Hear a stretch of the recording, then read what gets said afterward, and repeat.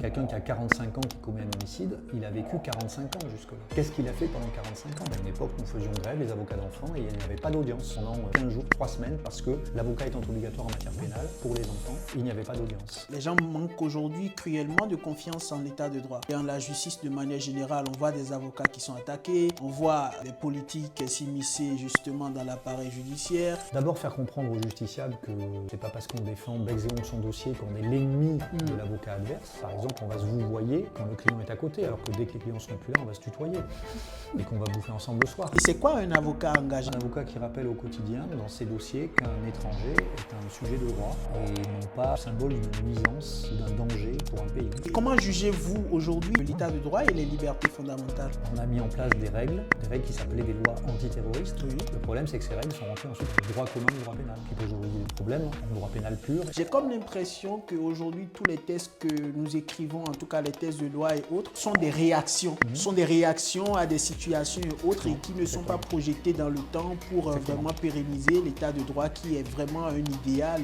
tant admiré par des systèmes autres que le nôtre. Oui, j'ai vu des jurés verser l'alarme. Et donc participer à ça, ce sentiment-là, c'est un sentiment qui est exceptionnel. Que vous inspire le mot résilience?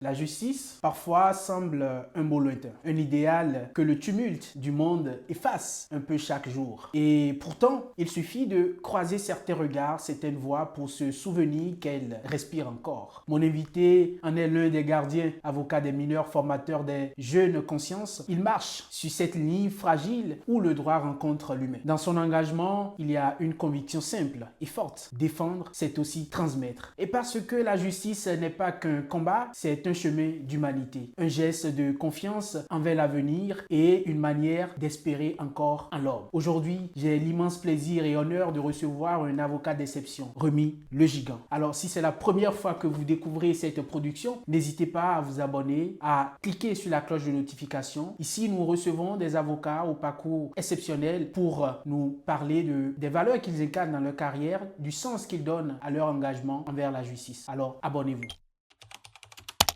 Maître Le Gigant, encore une fois, merci d'avoir accepté notre invitation. Je vous en prie, un plaisir. Alors, vous êtes avocat depuis inscrit au barreau de Bordeaux depuis 1992, membre du conseil de l'ordre du barreau de Bordeaux depuis 2025. Vous intervenez en droit civil, en droit pénal, en droit de la famille, en droit social, en droit des mineurs, droit des étrangers également. Et vous êtes membre du conseil d'administration de l'école des avocats Aliénor depuis 2023. Vous êtes également chargé d'enseignement au centre de formation des avocats, toujours à Aliénor, ancien président et actuellement responsable de la formation et de la communication au centre de recherche et d'information et de consultation sur le droit de l'enfant, CRIC, du barreau de Bordeaux. C'est ça. Toutes ces fonctions, effectivement, que j'occupe actuellement me tiennent à cœur.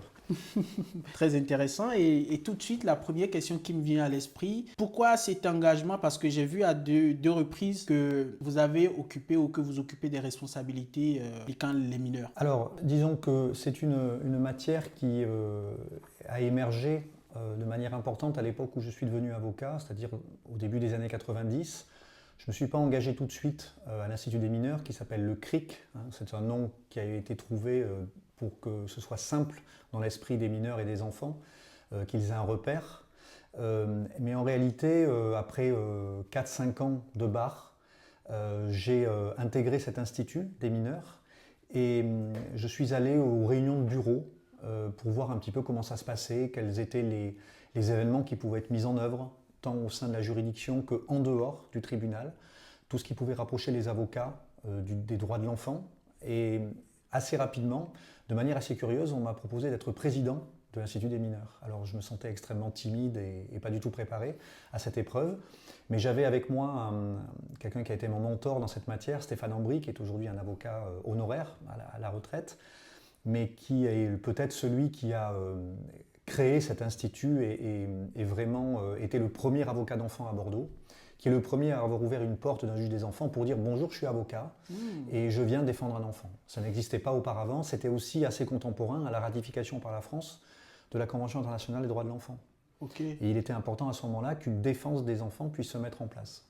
Donc j'ai accepté ce rôle de président en sachant que mon mentor serait là pour me dire ce qu'il y avait lieu de faire.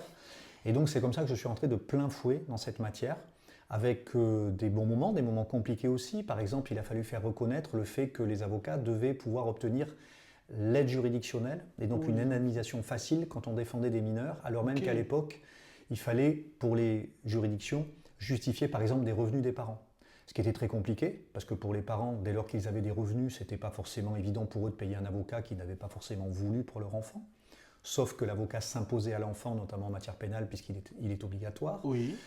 Il y avait également des parents qui n'étaient pas présents aux audiences, donc compliqué de les contacter pour ensuite vérifier s'ils avaient des revenus leur permettant ou non d'avoir une aide juridictionnelle ou pas.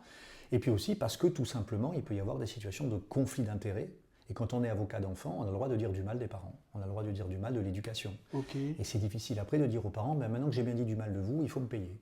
Voilà, donc toutes ces questions-là ont fait l'objet de discussions, de grèves. À une époque, nous faisions grève, les avocats d'enfants, et il n'y avait pas d'audience pendant 15 jours, 3 semaines, parce que l'avocat étant obligatoire en matière pénale pour les enfants, il n'y avait pas d'audience. Donc on était appelé par le président de la juridiction, et moi notamment en tant que président, pour nous dire « Maître, il faut absolument débloquer les choses ». On ne peut pas comme ça continuer à empiler les dossiers qui ne sont pas traités. Donc on arrivait à négocier et à obtenir des résultats. Et notamment, on a obtenu le fait de pouvoir obtenir de manière certaine une indemnisation quand on défendait un mineur sans avoir à justifier de quoi que ce soit dès lors qu'on défendait un mineur. C'est un exemple des missions que j'ai eu à effectuer durant ma présidence. Oh, mais franchement, c'est très passionnant. Nous allons sans doute y revenir tout à l'heure. Vous nous plongez en même temps dans l'interview et c'est très intéressant. Alors, là, je vous ai présenté selon des titres, selon des informations qu'on a eues sur vous, sur les réseaux sociaux. Mais si vous devriez vous présenter sans parler justement de votre métier, que diriez-vous? Sans parler de mon métier? Oui. C'est difficile. Je suis un Bordelais d'adoption déjà, puisque je suis corrézien de naissance, mais j'ai vécu ma jeunesse à La Rochelle, en Charente-Maritime. J'ai passé le bac et ensuite je suis venu étudier à Bordeaux. J'ai fait une année de sciences politiques et puis parallèlement j'ai commencé la fac de droit. Et puis j'ai eu un vrai coup de foudre pour cette ville, qui n'était pas une ville facile à l'époque parce que Bordeaux était un peu, comme on dit, endormi. Des autoroutes urbaines, des façades noires, rien n'était vraiment très engageant, mais on sentait un potentiel énorme. Et puis surtout, moi, j'ai vraiment adopté le sud-ouest, en réalité, ce terroir qui m'a beaucoup séduit, avec des amis, des étudiants qui sont devenus mes amis, qui étaient natifs soit de manière générale d'Aquitaine, certains du Pays Basque, etc. Donc j'ai décidé de rester à Bordeaux, même si c'était peut-être moins facile pour moi, notamment pour en revenir à mon métier, pour pouvoir travailler, parce que je pense que j'avais à la base plus de connaissances à La Rochelle. Mais je suis resté dans cette ville et donc voilà, je me suis fait ma place doucement. Et pour me définir globalement, disons que je suis très heureux d'avoir adopté, mais d'avoir été adopté également par cette région et d'y vivre avec beaucoup de plaisir et beaucoup de bonheur. Mais c'est très intéressant. Et donc, qu'est-ce qui vous a conduit donc, vers le droit? Parce que j'ai cru comprendre également que vous, lors de vos premières années à la fac, vous étiez en double inscription en sciences politiques et en droit. Oui, alors effectivement, en terminale, j'aimais beaucoup les sciences économiques et on avait un professeur de terminale qui était absolument exceptionnel et qui nous avait préparé à notamment survoler l'épreuve du bac, on va dire. On avait eu de très très bonnes notes, beaucoup dans cette classe en sciences éco, dès lors qu'on s'y intéressait.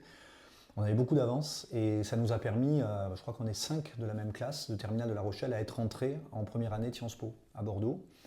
La difficulté, c'est qu'à l'époque, c'était la fin de la première année qui était extrêmement sélective. Et là, pour le coup, j'ai manqué grandement de maturité. Je n'ai pas vraiment compris les enjeux sur la culture générale, sur un certain nombre de connaissances qui étaient très suffisantes pour moi jusqu'au bac, mais qui ensuite manquaient un peu. Et donc, je n'ai pas réussi à avoir l'examen final. Mais comme beaucoup, encore une fois, il y avait une grosse sélection. Et ce qui m'a consolé, c'est que je n'ai pas perdu de temps, puisque parallèlement, effectivement, il y avait des équivalences qui me permettaient de suivre également le droit, avec des formations communes ou certaines exemptions. Et de là, j'ai pu avoir en revanche ma première année de droit, et donc continuer après dans le droit. Mais première année de droit, je n'étais pas vraiment rentré dans le droit parce que c'était pour moi du subsidiaire. Donc c'est en deuxième année de droit vraiment que j'ai pris la mesure de cette discipline et que j'ai j'ai vite adoré un certain nombre de choses et notamment j'ai appris ce qu'est le raisonnement juridique avec un illustre professeur qui s'appelle Philippe Comte et qui m'a tout appris du droit civil et ensuite beaucoup de choses du droit pénal également et qui avait un raisonnement juridique mais implacable et tellement fort que c'était passionnant de l'écouter lors de ses cours magistraux, de comprendre effectivement le déroulement de son raisonnement et d'essayer de s'imprégner de ça pour essayer de devenir juste, de formater notre esprit de juriste. Ah, mais intéressant. Et donc, pendant ce temps, quelle était votre vision de la justice? Est-ce que la justice, ça vous parlait déjà? Est-ce que vous le sentiez déjà? Est-ce que vous aviez eu une appréhension plutôt de la justice? Alors j'avais des connaissances très très banales, très ordinaires. Je ne me dessinais pas dans mon esprit à devenir avocat. Mes parents m'ont dit, écoute, tu vas faire du droit, tu pourras peut-être être juriste d'entreprise, parce que en quatrième année, j'ai opté plutôt pour le droit des affaires, parce qu'on nous disait, il y a des débouchés. Ok. Donc je suis parti dans ce secteur-là. Donc j'étais pas vraiment dans des convictions en disant, je veux absolument faire ci, je veux absolument faire ça dans le droit. Mais en droit des affaires, mes parents m'ont dit, pour en revenir à eux, peut-être qu'il faut que tu aies un titre, parce que ça te permettra de choisir après. Si tu veux être salarié, tu es salarié, mais si un jour tu en as marre et que tu veux visser ta plaque, ben, tu auras le titre. Donc passe peut-être l'examen d'avocat. Et c'est vrai que je suis un peu resté dans cette logique, et j'ai fait un troisième cycle où je me suis un peu dégoûté de la fac. Je crois que j'étais arrivé au bout.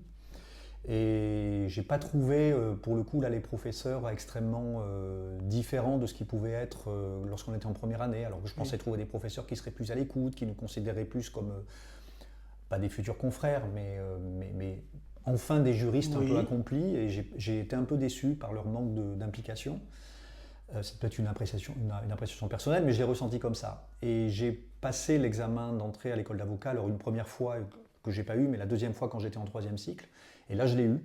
Et là, j'ai dit, maintenant que tu en as marre de la fac, tu pensais même à essayer de travailler, faire des stages, le fait d'avoir l'examen d'avocat, c'est fantastique parce que ça me sort de là et je pars sur autre chose. Donc je me suis motivé, j'étais admissible à l'oral, à l'écrit, et donc je devais passer les oraux. J'ai rarement été aussi motivé pour un examen en me disant, tu n'as pas le droit à l'erreur. Donc j'ai eu l'oral et donc je suis rentré à l'école d'avocat comme ça. Et ensuite, sans encore véritablement vouloir être avocat ou savoir fondamentalement ce qu'était un avocat. Mais durant parce qu'à l'époque c'était une année de formation, durant cette année de formation, j'ai voulu devenir un avocat du judiciaire. C'est-à-dire que notamment j'ai suivi des cours de plaidoirie et je me suis rendu compte que j'adorais ça et que j'avais envie de faire ça.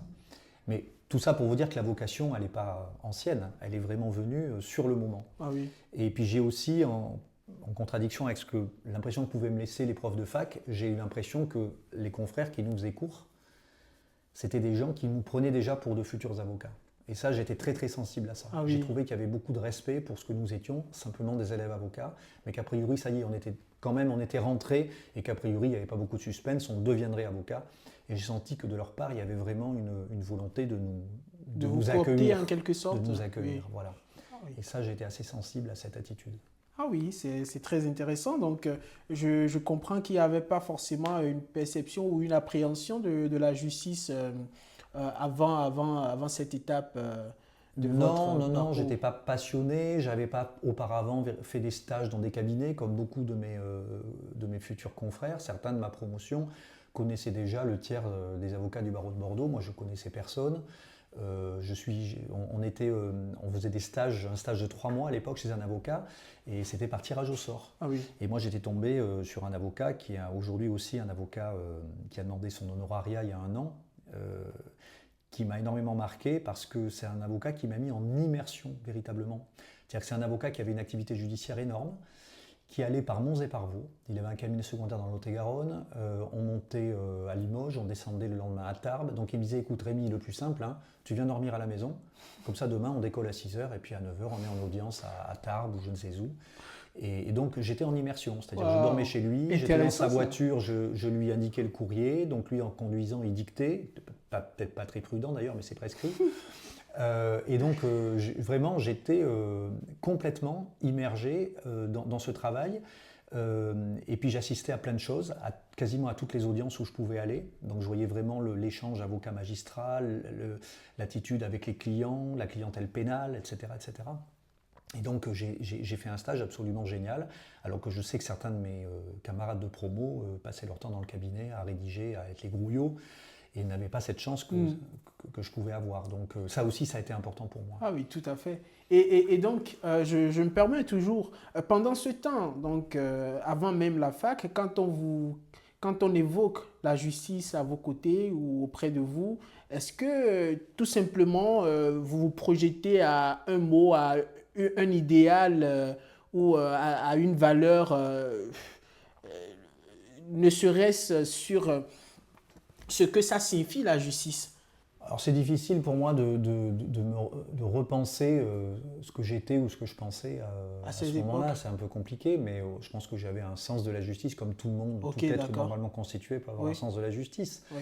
Mais je crois qu'aujourd'hui, la maturité fait que je pourrais avoir un discours extrêmement différent de celui que je pouvais avoir plus jeune, c'est sûr. Justement, c'est là que j'allais en venir, c'est-à-dire que est-ce que cette appréhension d'alors est vérifiée aujourd'hui? Est-ce que justement cet idéal que l'on pourrait projeter ou que vous avez projeté quand vous étiez plus jeune de la justice, est-ce qu'aujourd'hui, ben, pour vous, ça s'est vérifié, ça s'est confirmé Bah, c'est plutôt le contraire. Je pense que plus jeune, on aurait pu me tenir un discours qu'on entend beaucoup aujourd'hui, selon lequel finalement l'état de droit n'est pas intangible. C'est peut-être un discours que j'aurais pu comprendre sous le prétexte de l'efficacité Ok. d'une action politique.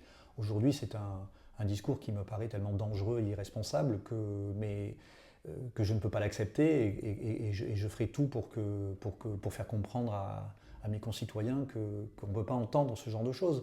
Mais c'est des notions qui sont assez difficiles à comprendre.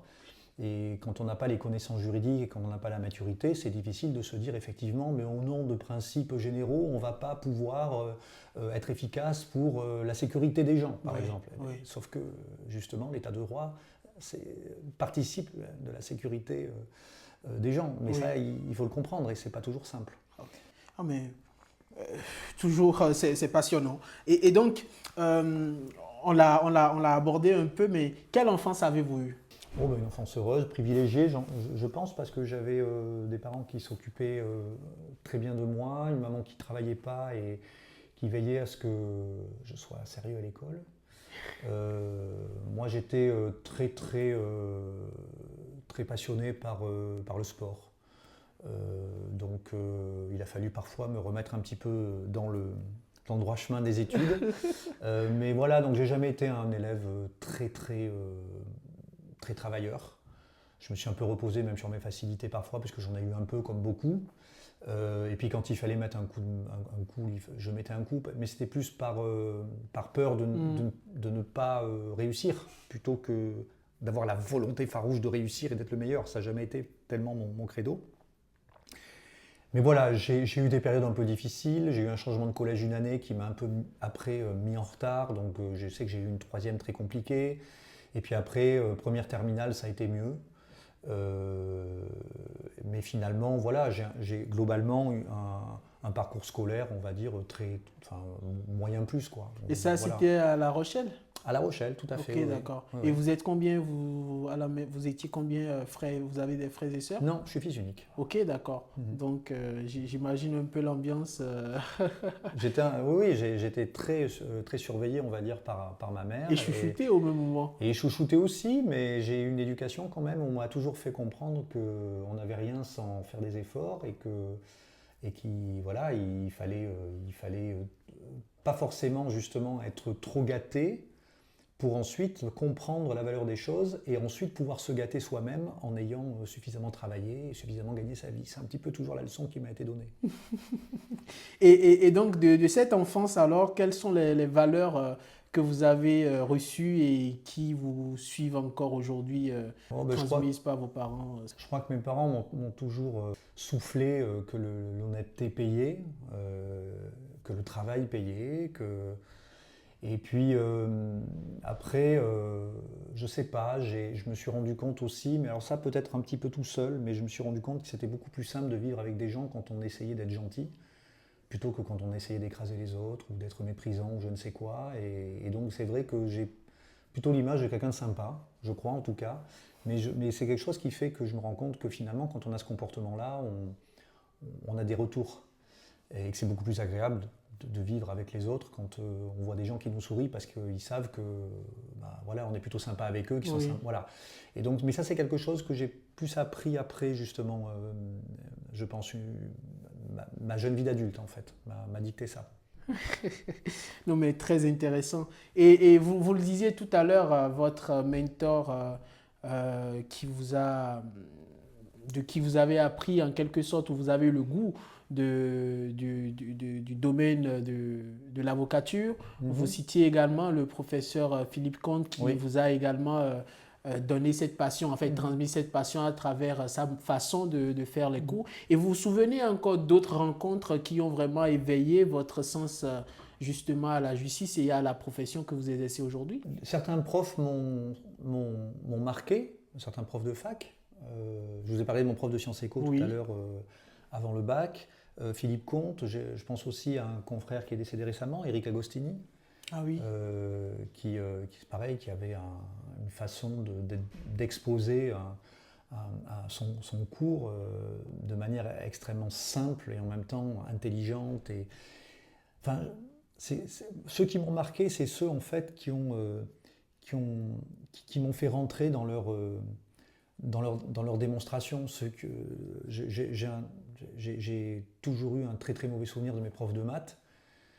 C'est vrai que c'était pas du tout, je pense, une logique qui m'animait, mais je me suis toujours dit, si j'avais eu des profs de maths pédagogues, qui d'abord s'intéressent à transmettre avant de s'intéresser à ce qu'ils savent maîtriser parfaitement eux, peut-être que je me serais intéressé aux maths. C'est-à-dire que j'ai eu le sentiment que les profs de maths, si on n'était pas prêt là du premier coup à comprendre, mais c'était terminé. Parce que eux, ça avançait, Oui, et bien puis sûr. voilà, on était laissé sur le bord de la route. Et alors par contre, effectivement, ces profs-là, ils avaient un sens de la pédagogie, je pense, extrêmement développé. Et aujourd'hui, moi qui fais des formations, je crois que c'est la première chose que j'essaie de transmettre, c'est-à-dire de vérifier, c'est-à-dire est-ce que effectivement, je vais leur donner plein de connaissances, mais le plus important, c'est la façon dont je leur donne. Oui. C'est-à-dire, si je peux lire un chapelet d'articles du code, ce sera totalement ésotérique, ça ne servira à rien. Par contre, si je leur explique pourquoi ces articles existent, quelle est leur articulation, quelle est leur logique, ben, forcément, ils s'en rappelleront, parce qu'ils comprendront que dans la vie quotidienne, ça existe pour mettre en place tel ou tel type de comportement, Ouais. etc., etc. Donc la pédagogie, pour moi, est s'appelle la essentielle. pédagogie. Et ceux qui m'ont marqué, c'est toujours les profs ou les confrères qui ont eu ce sens de la pédagogie et qui m'ont fait avancer. Oh, mais c'est très intéressant. Effectivement, ça s'appelle de la pédagogie.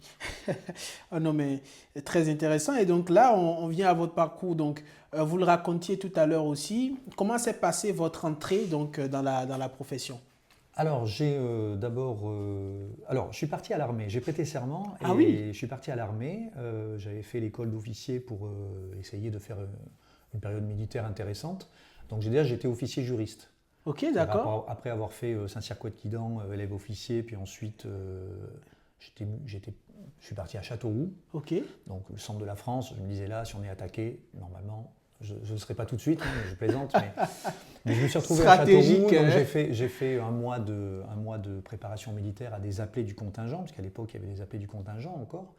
Donc j'étais leur chef de section et ensuite je suis rentré dans un bureau et j'étais officier juriste, c'est-à-dire que tous les militaires, sous-officiers, officiers qui avaient des problèmes juridiques venaient me voir et j'essayais de résoudre leurs cas.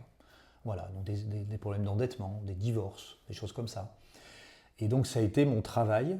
Et j'étais aussi officier conseil, c'est-à-dire que les militaires, par exemple, qui étaient en fin de contrat ou les appelés du contingent qui n'avaient pas de boulot à Oui. la fin de leur période, eh bien je voyais avec eux comment on pouvait leur permettre d'obtenir des entretiens d'embauche, des choses comme ça. Voilà. Et puis accessoirement aussi, j'étais chargé d'aller essayer de faire annuler les amendes SNCF des militaires qui n'avaient pas payé leur train. Voilà. C'était mon travail donc à l'armée. Donc ça a duré un an et ensuite. Et ça, donc, cette responsabilité, c'était après votre Master 2? Ah, c'était après l'école d'avocat. Après, J'avais prêté après serment, j'étais avocat. Ah oui, voilà. d'accord. Mais j'étais le seul de la promo à devoir partir à l'armée. Ok. Soit que certains l'avaient fait déjà, soit qu'ils avaient été excusés, exemptés en quelque sorte. Oui, ok. Donc moi j'étais un peu triste de voir mes camarades commencer et moi je ne pouvais pas parce que je partais à l'armée. Alors le confrère dont je vous parlais tout à l'heure m'a fait un peu bosser, il a été adorable justement pour le temps que je parte à l'armée, pour que je sois un peu dans le bain. Oui. Je ne pouvais pas plaider, je ne pouvais pas mettre ma robe, etc. Donc c'était quand même un peu dur. Et puis donc j'ai mis tous mes congés de militaire à la fin pour pouvoir commencer à bosser le plus rapidement possible. Et donc je suis tombé chez un premier avocat qui était un ancien bâtonnier, le bâtonnier Chambonneau, ça ne s'est pas bien passé. Parce que d'abord je pense que j'avais perdu l'idée de la somme de travail qui était le fait d'être avocat collaborateur. J'avais fait un an d'armée, j'étais un peu à l'ouest, très clairement. Je pense que c'est beaucoup de ma faute. Et puis lui était quelqu'un qui avait des mandats politiques importants. C'était notamment le président de l'UNAPL, je crois, c'est-à-dire le syndicat des professions libérales. Donc il était sans arrêt à Paris, à rencontrer des ministres, le Premier ministre, etc. Et quand je venais le voir le lundi matin avec mes 10 dossiers travaillés dans la semaine pour lesquels j'avais des questions, je prenais le premier dossier de la pile et puis je commençais à lui dire « Bon voilà, monsieur le bâtonnier, dans tel dossier, il y a tel problème. » Et il me disait « Mais d'accord, mais c'est quel courrier ?» Alors je commençais à chercher fébrilement et puis il me disait « Enfin, monsieur le gigant, vous devriez savoir ça par cœur. » Et là, je devenais tout blanc et je me disais « Il y a encore 9 dossiers à voir. » Donc ça se passait très très mal et on a convenu l'un et l'autre que ça ne marchait pas en fait, que moi j'étais pas prêt, que lui il pensait que je serais plus à même de l'aider. Et donc j'ai laissé tomber, on a mis fin au contrat de collaboration et je suis rentré dans un cabinet beaucoup plus simple pour moi, qui était un plus gros cabinet, avec beaucoup de collaborateurs, beaucoup de salariés. Et donc je me suis un peu fondu là-dedans. On me demandait moins des comptes. Disons que ce qui était demandé dans ce cabinet, c'était qu'il fallait résoudre des problèmes, pas les créer.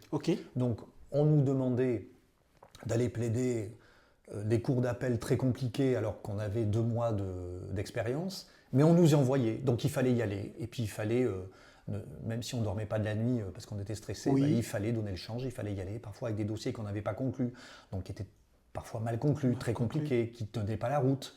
Donc j'ai appris à me blinder en fait, c'est-à-dire à aller devant des magistrats et en disant mais il va m'arrêter au bout de 30 secondes, il va voir que je raconte n'importe quoi. Et puis, alors je ne dis pas que ce cabinet est un mauvais cabinet, mais il y avait des mauvais dossiers. Voilà. Mais au lieu de dire on ne va pas envoyer le jeune collaborateur, là on l'envoyait. Et donc je me suis effectivement fait une expérience en me disant voilà, je vais raconter quelque chose et puis j'irai au bout de ce que j'ai raconté. Et même si je perds, au moins j'aurai donné le change. Et donc ça, j'ai beaucoup appris. Et puis l'ambiance était excellente. Et puis on concluait, on allait à des audiences à Bordeaux, on allait en déplacement. Donc vraiment, on vivait une vie d'avocat extrêmement variée. On pouvait développer notre clientèle personnelle. Et donc ça, c'était en 94 et 97. À quel âge, sans indiscrétion? En 94, j'avais, on va dire, entre 25 et 28 ans à peu près. Et puis en 97, j'ai un camarade de promo, Pierre Landette, donc, avec qui je travaille, qui m'a dit, qui est un avocat parmi les plus jeunes à s'être installé très vite. C'est le premier avocat collaborateur aussi qui a osé ouvrir un cabinet secondaire pour lui, ça s'était jamais vu. Et donc il m'a dit, écoute, quand tu veux t'installer, il y a un bureau pour toi. Donc en 97, j'ai dit, allez, je m'installe. J'ai fait un peu développer ma clientèle, je faisais les permanences. J'avais pas encore une vie avec 3 enfants à charge, etc. Donc j'ai dit, c'est le moment, on y va. Donc après 3 ans et demi à peu près de collaboration, je me suis installé. Et donc j'ai rejoint Pierre Landette, qui avait 2 autres associés à ce moment-là. Et puis au gré après des changements de cabinet, de déménagement, etc., on est toujours restés ensemble. Et aujourd'hui, on est tous les deux avocats ici. On a chacun nos activités, on est associés en moyens, on est propriétaires de nos locaux et on a des locataires, avocats, qui louent dans nos locaux et tout se passe très bien. Très intéressant. Voilà. Non, mais c'est très intéressant parce que ça nous plonge non seulement dans des récits très inspirants, mais aussi et surtout dans ce qui vous anime au plus profondément de vous, la transmission sur domaine dans lequel vous êtes également pleinement engagé. On le verra tout à l'heure. Mais quel est le souvenir donc de votre plaidoirie la plus marquante? Est-ce que vous pourriez nous en parler? Je crois que moi, ce qui m'a le plus marqué, ce qui m'a le plus, où je me suis senti le plus avocat, c'est dans la cour d'assises. La cour d'assises, alors surtout celle de la Gironde, qui est cette salle dans laquelle je trouve il se passe quelque chose, il y a quelque chose de magique pour moi. Alors je ne parle pas pour les gens qui sont accusés, évidemment, mais défendre ou même être partie civile dans cette salle et plaider dans cette salle, plaider devant des jurés. Je ne parlerai pas d'une plaidoirie en particulier, mais c'est là où j'ai eu pour la première fois la sensation de On a presque l'impression qu'on est le roi du monde. Et il faut faire très attention à ça, parce qu'on a tendance après à s'écouter parler, et là c'est terminé. C'est-à-dire que là, si on commence Oui. à plaider, plaider, plaider, et puis se dire ça y est, je suis le meilleur, je vais tous les convaincre, c'est terminé. Mais ce que je veux dire par là, c'est que on est tellement imprégné par un dossier d'assises, on est en immersion pendant 2 jours, 3 jours, 5 jours, une semaine, qu'on finit par connaître tous les détails. On est à 100%. Tout le reste n'existe plus. Le cabinet, il est géré par d'autres. Éventuellement, on va passer un ou deux coups de fil pour gérer le quotidien, mais on est complètement imprégné par notre dossier.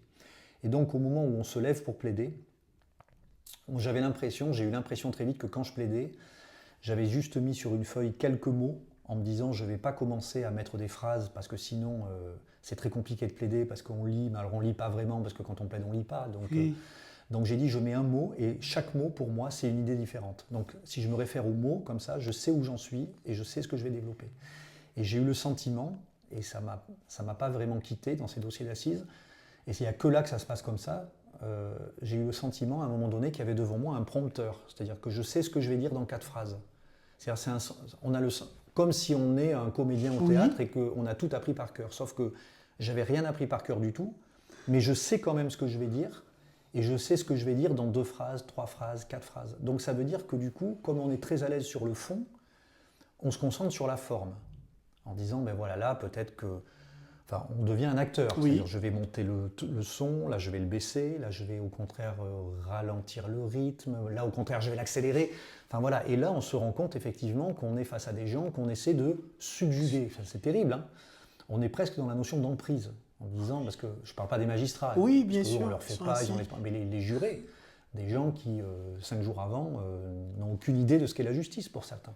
Et on se rend compte qu'on peut effectivement susciter de l'émotion. Moi j'ai vu des jurés, effectivement, pas forcément en ce qui me concerne, mais j'ai vu des jurés verser l'alarme parce qu'une plaidoirie les emportait, ou même un réquisitoire les emportait. Et donc participer à ça, ce sentiment-là, c'est un sentiment qui est exceptionnel, vraiment. Et j'ai beaucoup de confrères qui m'ont dit je ne plaiderai jamais aux assises, c'est un stress, etc. Et curieusement, moi, c'est pas là où j'ai le plus stressé. Alors je ne vous dirai pas que mon premier dossier d'assises, je ne stressais pas, ce serait faux. Mais disons que j'ai toujours eu un plaisir, mais exceptionnel, à me retrouver voilà. Donc je ne vous parlerai pas d'une plaidoirie en particulier, mais je vous parlerai de mes plaidoiries aux assises. Oui, vraiment, j'ai toujours eu ce sentiment très particulier qui est grisant, en fait. Grisant, voilà. Et les dossiers aux assises peuvent être aussi civils ou pénal uniques? Alors c'est pénal, Okay. pénal, mais quand on est l'avocat de la partie civile, évidemment, on exerce l'action civile. Donc là, on fait des demandes de dommages et intérêts, mais on parle évidemment également de l'affaire pénale, puisqu'on doit donner on doit faire état de la souffrance de notre client victime. Donc on rentre dans les faits au pénal. Donc c'est un rôle également très important. C'est très immersif, hein. C'est intéressant, c'est plaisant, c'est très inspirant. Maître, donc, alors de par cette expérience, qu'est-ce un bon avocat pour vous? Un bon avocat? Oui. Je crois qu'il faut revenir un petit peu au principe de notre serment, hein, et notamment, d'abord, première chose, un avocat, c'est quelqu'un qui défend. Il faut déjà savoir ça. Si on vient voir un avocat quand on cherche un travail d'avocat collaborateur, si on ne sait pas que la première priorité de l'avocat c'est la défense, on n'a rien compris. Donc ça veut dire qu'en toutes circonstances, on doit être celui qui défend son client. Voilà. Défendre, c'est le faire avec humanité, avec probité, avec indépendance. Je suis en train de réciter les termes du serment en réalité, mais l'humanité c'est très important. Moi je défends dans le secteur un peu où il y a un aspect social très important. Je reçois des gens qui sont pas gâtés par la vie, soit une clientèle pénale, soit des enfants, soit des parents, soit des étrangers. Et on se dit que même si on n'arrive pas à obtenir le résultat qu'ils veulent, parce qu'on n'a pas toujours un bon dossier, il faut au moins qu'ils se disent lui, il me défend.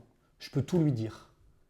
Et je sais qu'avec lui, on ira au combat. Je ne gagnerai pas forcément, mais lui, je sais qu'il ne me trahira pas. Mon avocat, c'est celui qui ira jusqu'au bout avec moi. Voilà. Ça, c'est être un bon avocat, à mon avis. C'est que le client puisse se dire qu'il a quelqu'un à côté de lui qui l'aide. Et je peux vous dire que dans un dossier pénal, par exemple, je reviens aux assises, un accusé qui entend pendant 2, 3, 4, 5 jours que des choses à charge, que des choses qui l'accablent, aussi bien sur sa vie que sur les faits qu'il a commis ou qu'il conteste. Oui. Au moment où l'avocat se lève, là, celui de la défense, pour dire bah voilà, moi je vais dire des choses plutôt bien, parce que je peux vous parler différemment de cette personne, ou alors je vais contester les faits.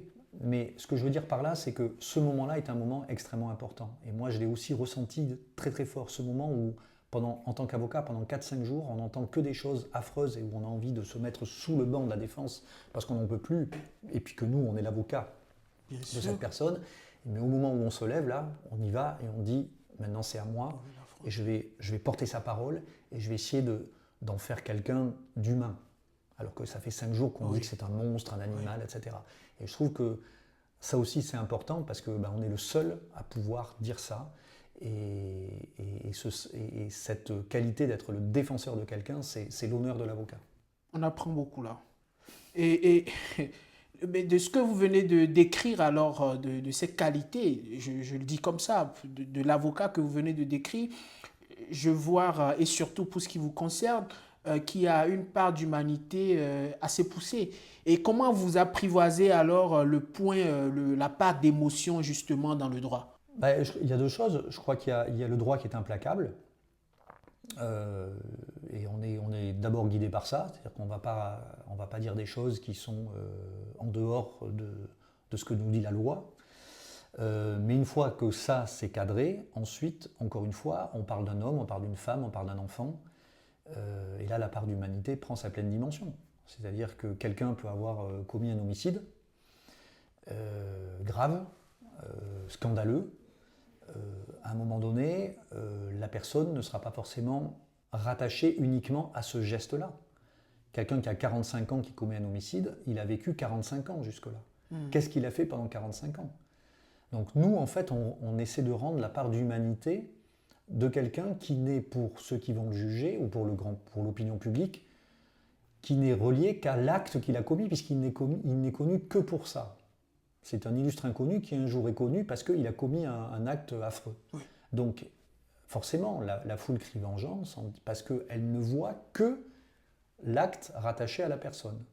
Donc, la personne est aussi affreuse que l'acte commis. Donc, la personne doit être maltraitée en quelque sorte. D'où il faut leur couper la tête, s'ils peuvent souffrir en prison, c'est très bien, etc., etc.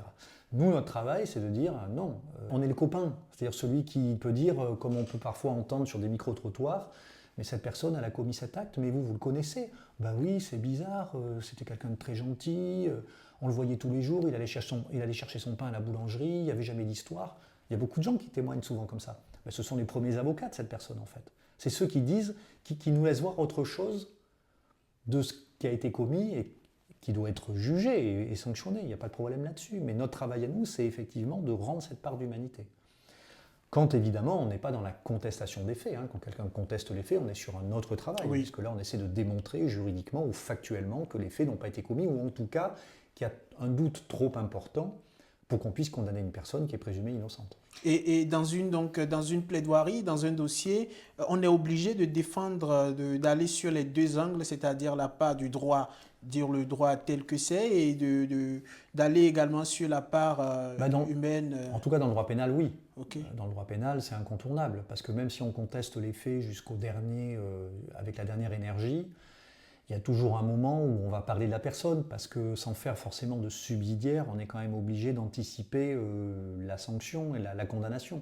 Donc on est obligé quand même d'évoquer la personnalité sous un angle beaucoup plus flatteur que ce qui peut apparaître officiellement. Ouais. Et beaucoup plus flatteur. et donc, maître, quel moment de doute, ou bien quels sont les moments de doute qui ont jalonné, ou qui vous vient à l'esprit, qui ont jalonné votre parcours et dont vous pourriez nous en parler? Ils se sont à plusieurs niveaux. D'abord, il y a le doute dans les dossiers, c'est-à-dire ne pas trouver l'angle pour essayer de s'en sortir dans un dossier, soit ne pas se sentir également à la hauteur. Ça peut arriver, on peut être déçu par soi-même, on perd un dossier, puis on se dit là j'ai raté le coche, j'ai pas vu ça, j'aurais dû plaider comme ça, j'aurais dû évoquer tel moyen. Donc ça, c'est l'aspect vraiment professionnel pur. Et puis il y a le doute aussi quant à la façon de mener une carrière libérale. Parce que quand on crée un cabinet, on doit être suffisamment... Tu es sur la gestion d'entreprise, vous voulez oui, dire? c'est-à-dire qu'on doit être suffisamment, on va dire, habile pour rentrer des dossiers. Parce que si on ne rentre pas des dossiers, ben, on n'est pas rentable et on paye des charges et on ne s'en sort pas.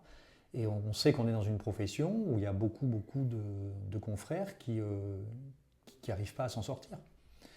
Parce qu'on est dans un secteur très concurrentiel, il y a beaucoup, notamment à Bordeaux, il y a 2200 avocats, c'est énorme.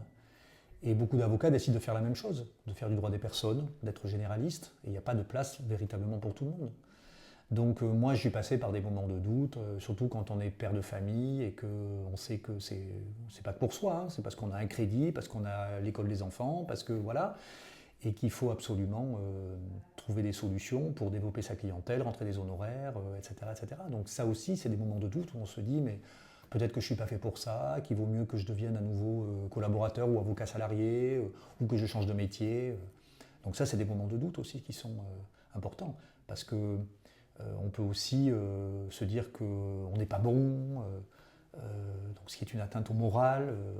Alors heureusement, c'est bien de travailler en synergie, parce qu'on a les autres qui peuvent nous dire « mais non, ne t'inquiète pas, ça va revenir, il y a des hauts et des bas ».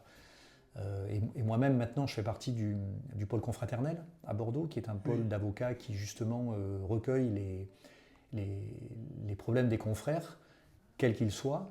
Et certains, effectivement, on le sait, sont dans des situations très complexes. Donc on essaie, nous, de leur apporter une aide au moins...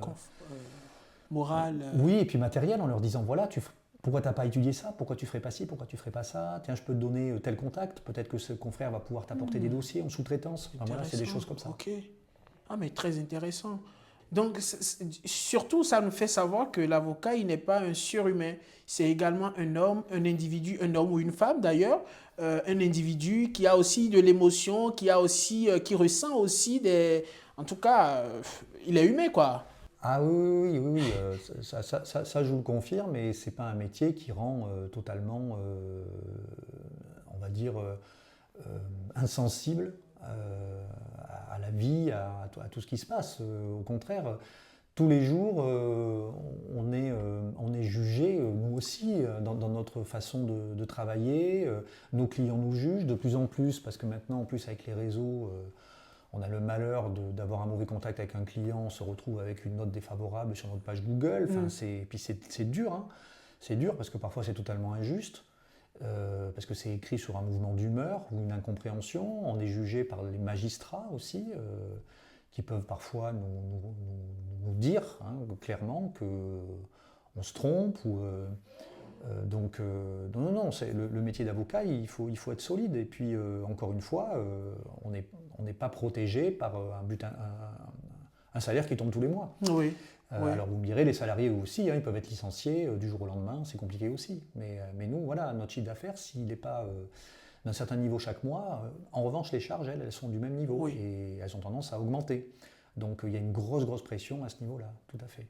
Et justement, donc, de par ces différents défis ou moments de doute qui ont jalonné votre parcours, qu'est-ce qui vous a permis de tenir et de rester debout pendant ces moments-là et jusqu'au jour d'aujourd'hui? Bon, d'abord, si j'aimais pas ce métier, je pense que je tiendrais pas. C'est parce que j'aime ce métier, donc j'ai pas envie. Puis la façon dont je l'exerce, j'aime aussi, parce que je vous ai parlé de la problématique de la rentabilité, mais l'énorme avantage, c'est quand même la liberté. C'est-à-dire que moi, si là, après votre départ, je décide d'aller chez moi me regarder 3 films de suite, personne ne va me demander de compte. J'ai pas un patron qui va me dire hey, qu'est-ce que tu fais, t'es pas 19 heures au boulot, c'est quoi le problème? Voilà, donc ça, être un libéral, c'est quand même, si on peut se l'offrir en quelque sorte, quand on a l'esprit à ça, parce qu'il y a des gens qui ne supporteraient pas ça. Oui. Mais moi, en tout cas, je suis très séduit par cette idée de pouvoir faire ce que je veux quand je veux, et sauf évidemment les rendez-vous clients, les audiences, etc. Mais sinon, j'organise mon temps comme je veux. Et cette liberté-là, c'est déjà quelque chose qui motive. Et puis ensuite, je vous dis, moi, ce que j'aime dans ce métier aussi, c'est que on n'est pas dans une entreprise où tout le monde se jauge, se tire un peu dans les pattes. Chacun a son activité. Nous, en plus, on ne partage pas les honoraires ici, on ne met en commun que les moyens pour alléger un peu nos charges. Ok. Donc chacun a sa clientèle. Et donc chacun a... Voilà, on est chacun indépendant, mais quand on est avocat plaideur, on a le tribunal qui est un lieu de rencontre. C'est-à-dire le tribunal, les notaires, les huissiers, ils n'ont pas un tribunal où ils peuvent se rencontrer. Moi, tous les jours, ou quasiment tous les jours, je vais au palais parce que j'ai des audiences, parce que j'ai des démarches, et je vois mes confrères. Ceux que j'aime bien, ceux que j'aime moins. Et puis je passe 5 minutes, 10 minutes avec eux, on va boire un verre, un café, etc. Et puis on échange. Et on dit, toi, moi en ce moment, c'est compliqué. Ah bon, mais qu'est-ce que tu fais? Qu'est-ce qui t'arrive? Et ça, moi, j'ai trop besoin de ça. Je ne pourrais pas devenir un avocat qui fait que du conseil, qui resterait à longueur de temps dans son bureau et qui n'aurait plus de vie de palais. C'est quelque chose que je vivrais très très mal. Donc ça aussi, pour revenir à votre question, quand ça ne va pas bien, je sais que je vais avoir 2-3 confrères qui vont me dire mais regarde, écoute, c'est pas si grave que ça, et puis tu vois, regarde, j'ai un tel, appelle-le, peut-être qu'il pourra t'envoyer sur un ou deux dossiers, tu vas pouvoir sous-traiter. Voilà, c'est des choses qui peuvent beaucoup nous aider. Et c'est un domaine permanemment en stress? Vous êtes stressé tout le temps ou Plus bien... ou moins, il y a des confrères qui sont stressés dès qu'ils ont à plaider un dossier. Il y en a d'autres qui sont stressés par la rentabilité du dossier, du cabinet. Il y en a... Non, moi je passe par des phases en fait, des hauts et des bas, quoi, tout simplement. Et comment réussir à rester la tête froide? La tête froide, autant pour moi, et vraiment rester droit dans ses bottes. Parce que ne serait-ce les dossiers à traiter, vous en parlez tout à l'heure que tu ne sais pas l'angle qu'il faut par lequel prendre le dossier. C'est des choses qui stressent quand même. On est face à la vie d'un individu, de quelqu'un. Comment faire pour ne pas rester justement stressé par rapport à ces... Je crois qu'il faut d'abord, là aussi, ça dépend. C'est de l'expérience? Ça dépend. Alors l'expérience, oui, c'est déjà, c'est sûr que maintenant on sait que ça ne sert pas à grand chose de ne pas dormir la nuit, mais c'est aussi, à mon avis, l'idée qu'à un moment donné, il faut tourner la page, il faut pouvoir sortir de son bureau et puis s'occuper de ses enfants et puis aller dans un restaurant pour aller discuter avec des copains. Voilà, il faut pas s'enfermer dans une logique permanente en ne pensant qu'à ça. Moi, la chance que j'ai, c'est que j'ai beaucoup d'amis dans la profession. Mais c'est pas parce que je vois ces amis-là que je parle profession. On a plein d'autres sujets, le sport ou plein de choses qu'on peut partager, et où on se marre, on s'apprécie, et alors qu'on sait que le lendemain, on va peut-être se voir et on va être adversaire à l'audience. Et on s'en mettra plein la figure, mais évidemment, dans le cadre des règles de la profession, dans la confraternité. Mais ça ne veut pas dire que voilà, après on n'ira pas boire un verre ensemble et rigoler, et puis aller faire un golf ou aller jouer au foot. Ça ne me pose aucun problème. Et ça, je ne vous coupe pas, mais ça dérange le justiciable. Ah mais oui, mais ça c'est normal. Il faut aussi, on a appris ça en déontologie, il faut aussi d'abord faire comprendre au justiciable que c'est pas parce qu'on défend bec et ongles son dossier qu'on est l'ennemi de l'avocat adverse. Mais il faut aussi faire en sorte de ne pas le heurter en lui montrant de manière ostensible le fait qu'on est très très copain avec l'avocat adverse. Par exemple, on va se vouvoyer quand le client est à côté, alors que dès que les clients ne seront plus là, on va se tutoyer et qu'on va bouffer ensemble le soir. Mais c'est normal que pour le client, c'est difficile à comprendre. Donc voilà, mais je veux dire, quand vous avez un chirurgien qui n'a pas réussi une opération et qui va voir la famille pour dire « je suis désolé, j'ai fait ce que j'ai pu, j'y suis pas arrivé », je ne pense pas que le soir, il va se tirer une balle. Il va manger avec les copains et il va déconner. Mais c'est normal, on lui pardonne. Mais si la famille le voyait en train de déconner le soir, elle se dirait « non, mais en fait, il n'en a rien à foutre. Il n'a pas fait ce qu'il fallait. » Mais c'est un peu la même chose. Il faut savoir effectivement évoluer dans les différents mondes. Mais nos clients ne peuvent pas être impliqués dans notre monde quand on sort des audiences, quoi. Ah, mais c'est très intéressant ce que vous nous dites. Et donc, quelle est la place que tient la lucidité et la spiritualité dans votre vie alors? Alors là, alors, quand je parle de spiritualité, je parle plus de lucidité, vraiment l'aspect...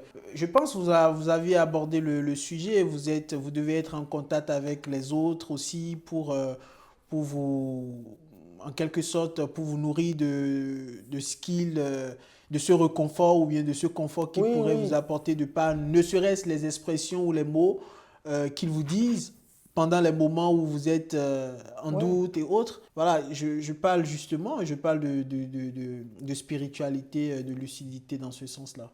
Ben, je crois qu'il faut avoir la lucidité, il faut avoir la lucidité d'avoir une spiritualité. Oui. Je crois qu'il faut rester lucide dans toutes circonstances et ne pas se démoraliser, avoir des idées définitives. Il faut toujours garder son sang-froid. C'est plus facile à dire qu'à faire. Et ensuite, effectivement, il faut toujours penser à aller vers les autres, parler de ses problèmes. Et quand on est au contraire dans une position, on va dire, plus enviable, être toujours à l'écoute de ceux qui peuvent aller mal. La semaine dernière, j'ai un confrère, je lui ai demandé, mais avec une petite idée derrière la tête, parce que j'avais entendu qu'il avait des difficultés, parce que c'est une séparation d'associations d'avocats, et je lui ai demandé si ça allait bien. Et il m'a dit, ben non, pas tout à fait. Et il m'a dit ce qui n'allait pas. Et en fonction de ce qui n'allait pas, je me suis rendu compte que je pouvais passer 2 coups de fil qui lui permettraient d'avoir des réponses. J'ai passé ces 2 coups de fil et le soir, il m'a appelé en me disant bah, merci parce que ça m'a fait avancer. Donc, et ça, moi, je l'attends. Je l'attends de personnes, si moi je suis embêté, je l'attends de personnes qui vont pouvoir me sortir de l'ornière, justement, parce qu'eux, ils vont avoir les contacts que moi, je n'aurai pas forcément. Oui, oui. Donc, la lucidité, c'est le fait, effectivement, d'être à l'écoute ou de demander à être écouté quand on est en difficulté. Voilà. Ouais. Et ça, c'est pas aussi simple à cultiver, non, la lucidité, surtout quand on est enfermé dans le code, dans des documents juridiques qui sont pas forcément écrits par nous, mais très techniques et très complexes, réussir à descendre, en tout cas descendre de ces notions et rester en connexion avec soi-même, c'est pas simple. C'est quelque chose qui advient ou qui arrive au bout de plusieurs années d'expérience, Non, je crois peut-être. que ça dépend. Je crois que c'est une question de caractère. Sinon, pour la petite anecdote, et je ne vous coupe pas, jusque-là, nous avons interviewé de jeunes avocats, comme des avocats aussi anciens dans la profession, mais on a remarqué à chaque fois qu'il y a de différences en fait dans la façon dont ils vont s'exprimer. Les plus jeunes ne sont pas souvent à l'aise quand ils doivent parler, tandis que vous, par exemple, et les plus anciens qu'on a pu interviewer sont généralement à l'aise, ils nous Oui, parlent bah, oui. aisément. Heureusement qu'on arrive à progresser à ce niveau-là. Et moi, j'ai plus de difficultés maintenant à m'exprimer, même si je n'ai pas préparé avant. Je sais que j'aurai toujours des choses à dire. Alors qu'effectivement, pour des jeunes avocats, c'est pas forcément facile et il peut y avoir du stress.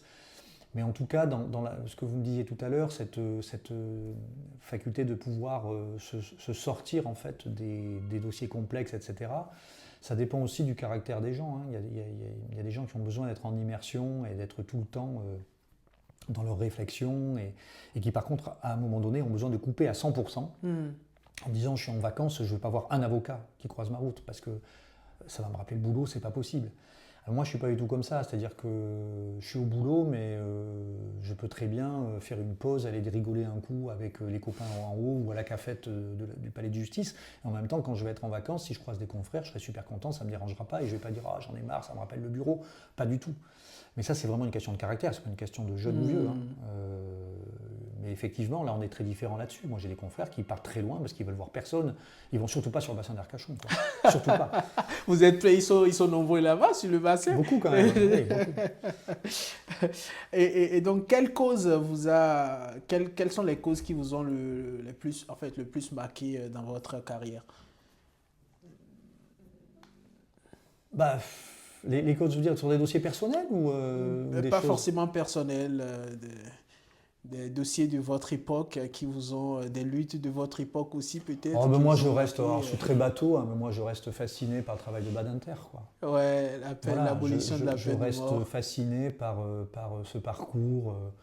Quelqu'un qui n'était pas fait pour cette matière-là et puis qui s'est retrouvé à défendre un criminel et à défendre et à assister à quelque chose d'absolument affreux, c'est-à-dire l'exécution d'une personne qui en plus n'avait pas tué et qui ensuite va mener des procès pour non plus défendre directement la personne, mais par ce biais s'opposer à la peine de mort et qui ensuite va devenir ministre pour pouvoir faire voter l'abolition de la peine de mort. Enfin, et puis ensuite tout son parcours par la suite, où c'est quelqu'un qui nous manque beaucoup aujourd'hui, parce que dans cette période un peu tendue, de remise en cause de l'état de droit, comme on le dit, j'aimerais bien que Badinter aujourd'hui ait 40 ans, pour qu'il ait toute l'énergie pour essayer de convaincre l'opinion publique qu'elle fait fausse route, Et je trouve qu'il n'y a pas vraiment il n'y a pas grand monde pour le remplacer aujourd'hui, et c'est vraiment dommage.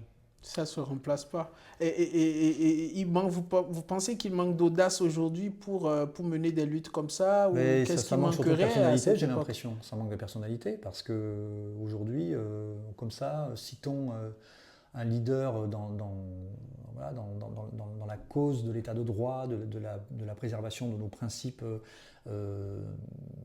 descendants des droits de l'homme, enfin, de tous ces principes-là. Qui aujourd'hui on a pour s'arc-bouter, on ne sait pas trop en fait, c'est compliqué.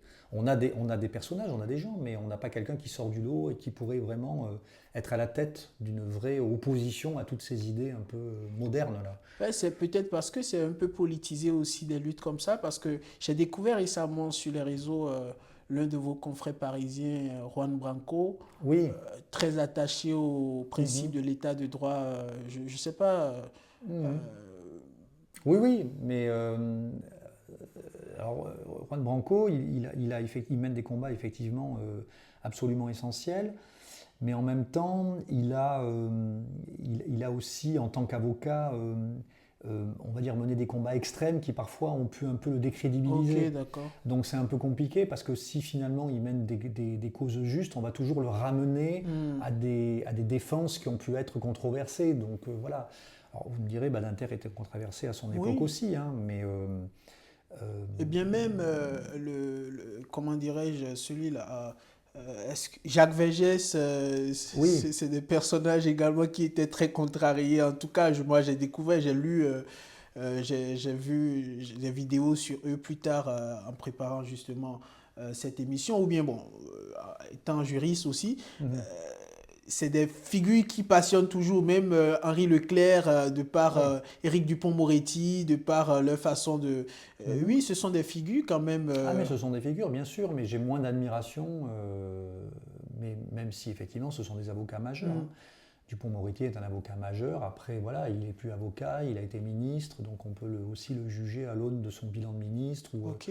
ou de son discours aujourd'hui, où lui, pour le coup, ces derniers temps, reprend le flambeau un peu des tenants de l'état de droit et de tout ce qui est important et de tout ce qui fait qu'on vit en paix et où il n'y a pas de tyrannie de la majorité sur les minorités. Mais je ne sais pas, justement, c'est intéressant Dupond-Moretti de voir quelle suite il va donner à son avenir, quels vont être ses combats prochains. Et justement, c'est quoi un avocat engagé pour vous? Parce que moi, je suis passionné de droit, surtout par cet idéal, c'est ça qui me pousse Mhm. à être passionné de droit, cet idéal de l'état de droit, cet Mhm. idéal vraiment de paix intérieure et de justice pour tous, justice équitable. Et c'est quoi un avocat engagé Un pour vous? avocat engagé, c'est un avocat qui rappelle au quotidien, dans ses dossiers, qu'un étranger est un sujet de droit et non pas le symbole d'une nuisance ou d'un danger pour un pays. On entend dire depuis un certain temps qu'un étranger est en quelque sorte un parasite qui viendrait uniquement profiter de nos sociétés avancées et que nous devrions avoir très peur de ces gens-là. Un avocat qui au quotidien rappelle et utilise la loi pour dire que un étranger est avant tout un sujet de droit, qui a donc des droits et, et qui doit voir un juge qui respecte ses droits. C'est un avocat engagé, un avocat qui va s'opposer à tout ce qui remettrait en cause la primauté de l'éducatif sur le répressif en droit des mineurs est un avocat engagé. Euh, voilà des Porter exemples. des causes en quelque sorte? Oui, oui, oui, oui, oui, oui. Mais ça peut être des causes sans forcément les crier sur les toits. Mais Oui. par contre, quand quand on a un gamin qui est poursuivi au pénal et qu'on veut, par exemple, remettre en cause l'excuse de minorité, ben, il faut en tant qu'avocat rappeler que l'excuse de minorité reste un principe et que ça doit être absolument respecté le concernant. Enfin, voilà, ça c'est être avocat engagé. Moi, quand je m'occupe de la formation des avocats qui veulent rentrer au CRIC, à l'Institut des mineurs de Bordeaux. Et au-delà de la formation que je leur fais en droit pénal, je leur dis toujours, si vous voulez rentrer au CRIC, il faut que vous soyez des avocats militants. C'est-à-dire qu'il ne faut pas que vous vous disiez, je viens là parce que je vais faire des permanences et je vais faire mon cabinet comme ça. il faut que vous ayez envie de défendre des enfants. Voilà. Si vous n'avez pas envie de défendre des enfants, ça n'a aucun intérêt que vous veniez à l'Institut des mineurs. Et je pense qu'on essaie vraiment de marquer ça, notamment par le biais que chaque année, par exemple, notre institut organise un colloque. Cette année, c'est sur l'enfant et la psychiatrie et la justice. Okay. L'an dernier, on a accueilli les assises, les 24e, je crois, assises des avocats d'enfants, sur le thème de l'enfant et la violence. À l'affiche, là.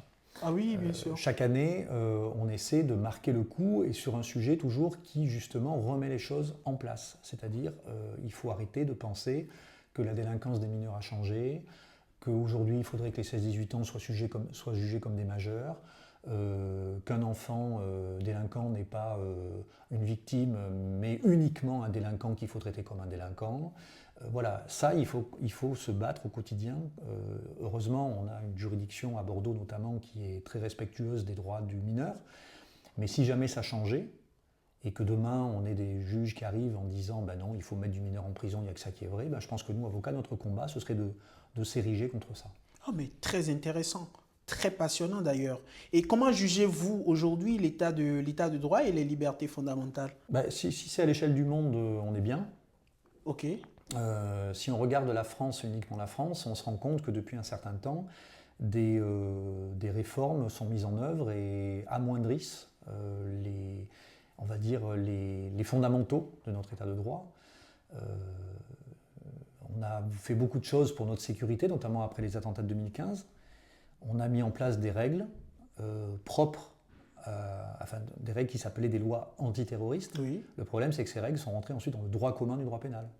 Ce qui pose aujourd'hui des problèmes en droit pénal pur. Et finalement, les citoyens partent du principe que c'est normal parce que ces textes restrictifs pour la liberté sont applicables aux délinquants. Oui. Donc forcément, comme c'est applicable aux délinquants, c'est mieux que ce soit plus efficace. Sauf que ce qu'ils ne comprennent pas, c'est que les lois restrictives s'appliquent à tous les citoyens. Et que le jour où effectivement un gouvernement autoritaire prendra la place et appliquera à l'égard de tous les citoyens des lois restrictives, là on se dira mais comment on a pu laisser entrer toutes ces lois dans notre système? Ah mais ça c'est parce qu'on a préféré mettre en avant la sécurité et ne plus s'occuper de la liberté. Voilà. Mais les gens aujourd'hui ne sont pas dans cette idée-là. On leur dit simplement, si vous voulez avoir plus de sécurité, il faut qu'on soit plus sévère avec les délinquants, donc il faut qu'ils aient moins de droits, moins d'avocats, moins de possibilités de recours, etc., etc. Mais ce qu'ils ne voient pas, c'est que ce n'est pas un droit appliqué aux délinquants, c'est un droit appliqué à tous les citoyens, et notamment ceux prisonniers innocents. Ah mais franchement, je suis entièrement d'accord et très heureux d'ailleurs que vous abordez le sujet parce que ça fait partie des choses qui m'ont inquiété en voulant aussi lancer en fait ce projet et aller interviewer des avocats sur ce qu'ils pensent de la justice et de l'état de droit. J'ai comme l'impression qu'aujourd'hui, tous les textes que nous écrivons, en tout cas les textes de loi et autres, sont des réactions. Sont des réactions à des situations et autres et qui ne sont pas projetées dans le temps pour vraiment pérenniser l'état de droit qui est vraiment un idéal tant admiré par des systèmes autres que le nôtre. Oui. Le projet Attal, le projet de loi Attal sur la réforme du droit pénal des mineurs, qui était censé, s'il avait été accepté dans sa totalité, entrer en vigueur 4 ans après la dernière grande réforme, c'est-à-dire la création du Code de justice pénale des mineurs, quand même, qui remettait en cause l'ordonnance de 1945. Déjà, il fallait réadapter notre législation. Voilà. Alors, la réforme Attal prévoyait tout un tas de restrictions en remettant en cause pour les 16-18 ans, par principe, l'excuse de minorité, en créant une comparution immédiate du mineur, alors qu'il existe déjà une présentation immédiate dans un délai de 10 jours à 1 mois, mais ça les gens l'ignorent. Donc quelque chose qui était redondant, mais qui de toute façon aurait été encore plus sévère. Et heureusement, le Conseil constitutionnel a veillé et a rappelé le principe de la primauté de l'éducatif sur le répressif et a écarté ces textes ces articles les plus controversés et contraires à l'état de droit. Heureusement, mais quand on entend aujourd'hui la façon dont le Conseil constitutionnel est attaqué par une certaine partie du monde politique, en disant que c'est le gouvernement des juges, mais comment ça? Alors on vote des lois, mais elles ne sont pas appliquées parce que le Conseil constitutionnel décide que non, mais au nom de quoi, etc. On met de côté les fondamentaux, c'est-à-dire la hiérarchie des normes, notre Constitution, etc. etc. Oh. Non mais... Bon, c'est très passionnant nos échanges. Et je voudrais savoir, hein, dites-nous, faudrait-il préserver à tout prix, en fait, qu'est-ce qu'il faut préserver à tout prix aujourd'hui, puisque nous avons centré le sujet à notre époque, pour garantir l'état de droit selon vous? Je pense il faut reprendre nos textes fondamentaux. Quand on relit la Constitution, on vise la Déclaration des droits de l'homme de 1789, la Déclaration des droits de l'homme de 1948, 46, pardon, et on regarde tout ça et on dit est-ce qu'aujourd'hui les lois qui sont envisagées vont à l'encontre de ces grands principes? Si oui, ben, c'est interdit. C'est interdit. Mais encore une fois, quand les hommes politiques les plus, on va dire, les plus en vue, c'est-à-dire ceux, par exemple, qui ont des postes de ministre, nous disent que l'état de droit n'est pas intangible, c'est extrêmement dangereux. Les citoyens, les gens, j'ai lu sur les réseaux sociaux il y a quelques jours, les gens manquent aujourd'hui cruellement de confiance en l'état de droit et en la justice de manière générale. On voit des avocats qui sont attaqués, on voit des politiques s'immiscer justement dans l'appareil judiciaire, tout ça. Et qu'est-ce que vous avez envie de transmettre aujourd'hui à la jeune génération au regard justement de ces actualités amères?